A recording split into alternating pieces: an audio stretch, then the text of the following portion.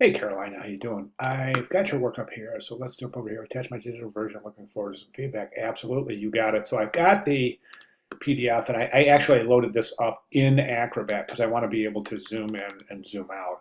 And that's going to be really significant. And it's a little technique I really want you to remember moving forward in your design studies. So the reason I like to use a PDF and zoom out is because one of the best ways to check your illustrations or any design work for that matter is to kind of mimic the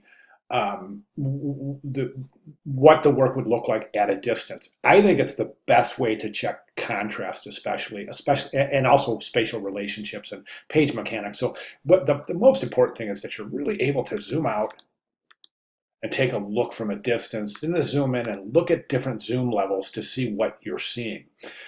The reason I bring this up is because right now I think that the narrative is excellent. I only have a couple of recommendations for the narrative itself, but the narrative is outstanding. Um, the one thing that the series is lacking is contrast and contrast in color. I think your colors are not popping off the page enough. I think they're very safe color, and you're sticking to earth tones here. So my recommendation here is to really try to add some color pop into this by using the color tools. I'm going to open Illustrator right now. It's going to take a second to open, but I want to do that because I want to show you some, if you haven't seen the color tutorials, I want to show you a couple of things real quick. So, okay, so now again, in the composition itself, I think that it's a really good idea to place these circles behind the frames because you're not isolating the action within the individual circle. But if you see, a lot of students will elect to make the circle and place the illustration inside the circle, which kind of creates a little bit of separation from the page, and it kind of isolates each piece as standing on its own. And I think this is a great idea to allow the illustrations to kind of exceed the boundaries of the circle, and it adds further depth, and it also gives each individual frame a great relationship with the entire picture plane itself. So I think that's really super effective. In terms of the way that this is set up, I think that the configuration with 4 frames on top, then 3, 3, and then 2, I think we can probably evenly distribute this a little bit more. So go through. So we have 4, 7, 10, 12. Let's go 3, 3, 3, and 3, or 4, 4, and 4, or something like that. But right now I think it's a little cluttered on top. As we can see, there's a lot of action right through here, and then it starts to disperse a little bit more widely through here. So let's try to evenly distribute those frames through the trail of the pause. I think, honestly, some of these frames, you probably have a little bit of room here to increase the actual size of the frames.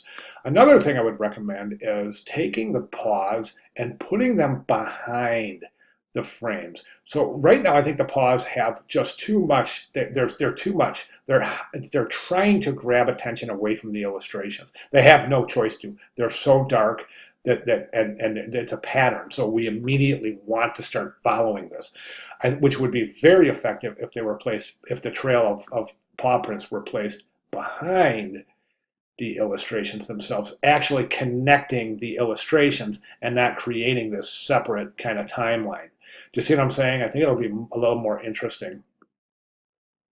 And then also be sure that your paws are pointing in the right direction. So for example, these ones are pointing up a little bit, but the dog would be walking in this direction. So make sure that the paw prints and then you also might consider staggering the paw prints like we would actually see. Typically we see paw prints, but there's not usually one right in front of the other. I know this because I walk my dog in the snow, and I see his little like staggered paw print. So think about that, and then also to reduce a little bit of visual dominance in the paw prints, maybe consider presenting those in a dark brown as opposed to black. Okay, now I want to zoom in a little bit, take a look at the individual illustrations. I think they're excellent. I really do. I think this little guy's really cute. Again, I think he could be a little bit bigger. And so dog's playing with bone. Dog breaks bone. Dog gets frustrated. Let's show a frustrated look on his face when he's breaking that bone. Dog walks to owner and starts chewing owner's shoe. breaks owner's shoe. Okay, owner's shoe should be something other than black, and make his feet bigger, just to make a connection here so we realize exactly what's happening here. I think with the black shoes, we kind of miss a little bit, especially when we zoom out a little bit of something that would be held at maybe, let's say, arm's length. So you want to make the dog a little bigger. You want to make this kind of interaction a little bit more pronounced. Give him red shoes. I'm going to suggest you really take a look at your colors. I think the colors could be improved. Okay, so dog chews shoe. Owner gets a little PO'd. Goes to the store.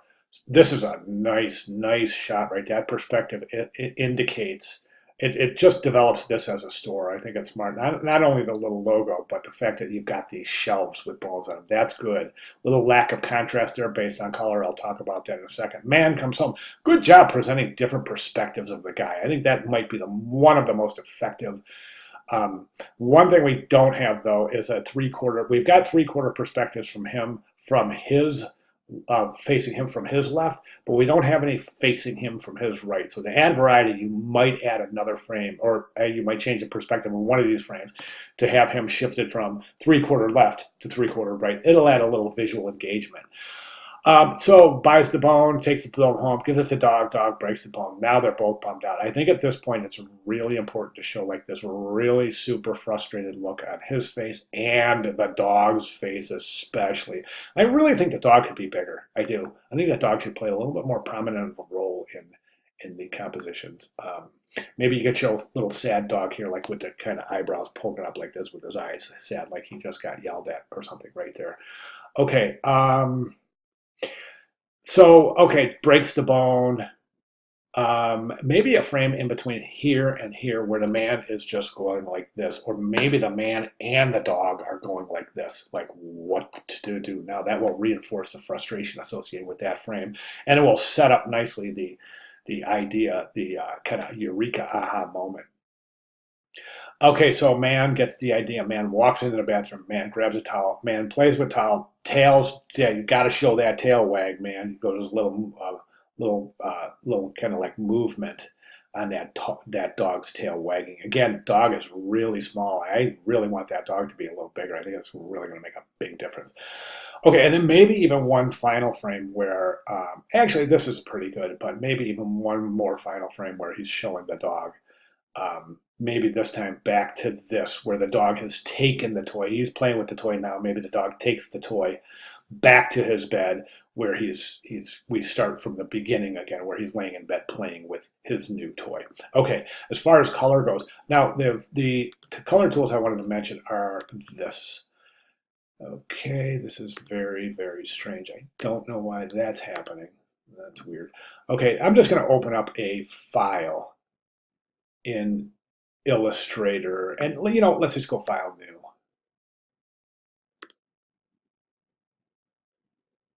Okay, and of course now is the time my computer's going to decide to act goofy. So I'm gonna pause this for 1 second.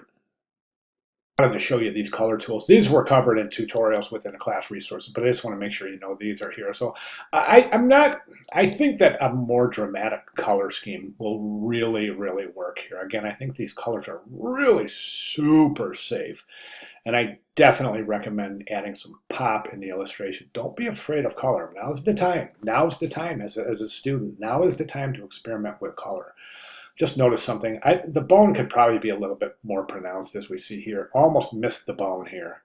Almost missed since they're outside the main circles, just make sure that's really prominent. Same thing with the light bulb. At any rate, so we're talking about color. I just want to show you a quick tool. Though this is just a blank Illustrator document. I've got the swatches panel open because we're going to access the Illustrator's color tools in here. So we're going to go to this hamburger menu right here. We're going to click that, and that's going to say Open Swatch Library. Now you can see all sorts of different. These are all color harmonies right here, and a plenty. So you can get so celebration, right? Or colored books, or foods, gradients, kid stuff, metal, nature, neutral, pattern, scientific, skin tones, Macintosh system, Windows, textile, visible, web, etc. So let's just go to, let's say, well, it doesn't matter. You can go through these palettes, and we can see that there's all sorts of different color palettes that we can use. Now let's go to, let's say, and you can scroll back and forth here. So let's go to, back to library. Let's go to celebration here. And you see we get some really good colors here, good contrasting colors here. So I'm not saying to use these colors. I'm just saying that you be aware that these tools are here. Again, it's you go to swatches, go to the hamburger menu, and click this open swatch library flyout. You'll get all sorts. Let's look at kid stuff.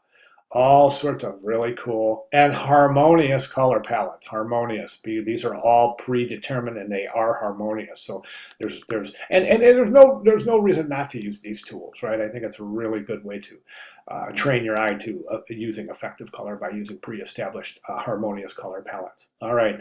10 minutes. Wow, I really went over on this, so I'm sorry about that. Didn't mean to go so long, but I just wanted to be really thorough for you. Okay, so questions, comments at all, clarifications, let me know. I'll be glad to provide as such, but this is a fantastic start.